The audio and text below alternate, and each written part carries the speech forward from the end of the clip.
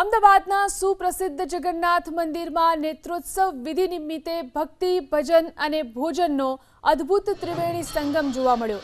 ભગવાનના નેત્રોત્સવ નિમિત્તે મંદિરમાં એક વિશાળ મહાભંડારાનું આયોજન કરવામાં આવ્યું। પ્રસાદમાં ગરમાગરમ પૂરી, બટાકાનું શાક અને પરંપરાગત માલપુઆ પીરસવામાં આવ્યા। તો ભગવાનની નેત્રોત્સવ વિધિના દ્રશ્યો છે, જોઈ શકાય છે। જગન્નાથ મંદિરમાં આજે નેત્રોત્સવ વિધિ યોજાઈ। વિધિ નિમિત્તે ભક્તિ, ભજન અને ભોજનનો અદ્ભુત ત્રિવેણી સંગમ તેમાં જોવા મળ્યો।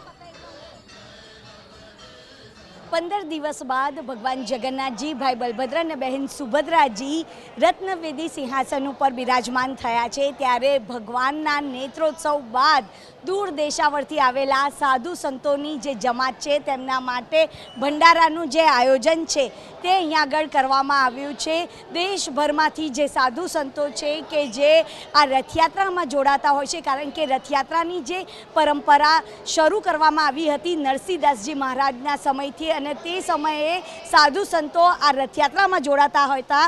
અને ખાસ કરીને આજે ભંડારામાં કાળી રોટી એટલે કે માલપુઆ અને ધોળી દાળ એટલે કે દૂધપાકનો જે પ્રસાદ છે તે પીરસવામાં આવતો હોય છે। અને જ્યારે અષાઢી બીજના દિવસે ભગવાન શાહી રથ પર સવાર થઈને નીકળતા હોય છે ત્યારે તમામ સાધુ સંતો છે કે જે ભગવાન જગન્નાથજીનો જયઘોષ કરતા હોય છે અને આ યાત્રામાં જોડાતા હોય છે।